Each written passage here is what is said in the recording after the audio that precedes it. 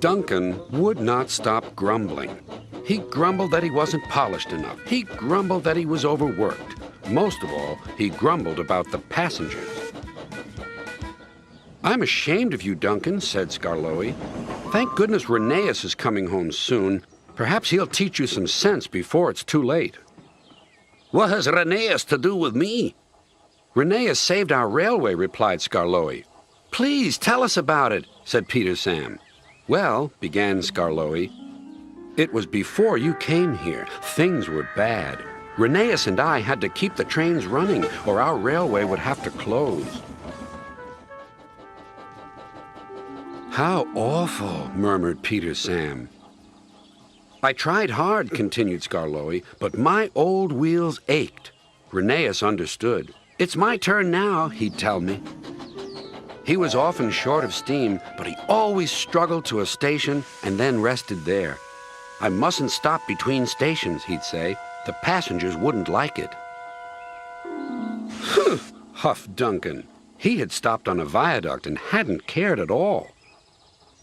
"Passengers," continued Skarloey, "get cross if you stop at the wrong places.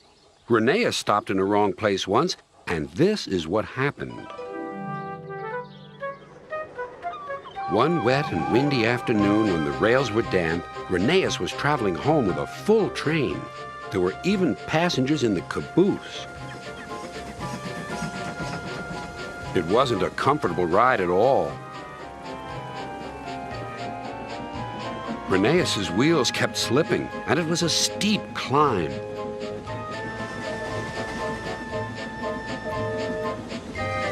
At last, his wheels gripped the rails again. The worst is over, he thought. Now we're away.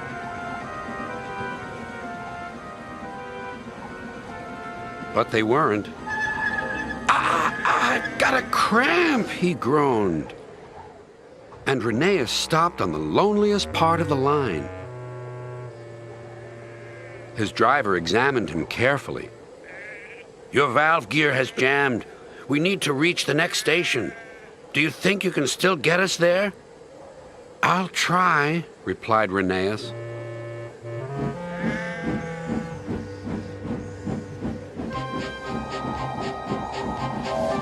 Rheneas did his best.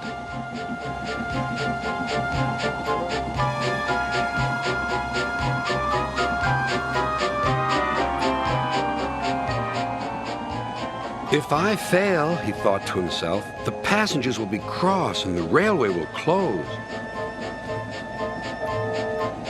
Everything blurred. He was really too tired to make another turn of his wheels, but he did. And another, and another, and another.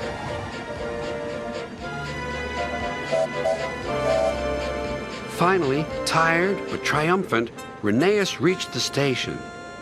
"I'm here at last," he wheezed. "Thank you for getting us home," said the passengers. "We'll tell all our friends what a fine railway this is." His driver was delighted. "You're a gallant little engine," he said to Rheneas. "When you're rested, we'll mend you, so you'll be ready for tomorrow." And, smiled Skarloey, Rheneas always was ready for tomorrow. "Thanks for telling us about him," whispered Duncan. "I was wrong. Passengers are important after all." The next day, Rheneas came home. All the engines were there to greet him. Edward pushed his truck to the siding, where he was lifted onto his rails. This was the signal for a chorus of whistles from engines large and small. Everyone was happy, and Rheneas was the happiest of all. "You know," he whispered to Skarloey, "this helps a little engine to feel that at last he has really come home."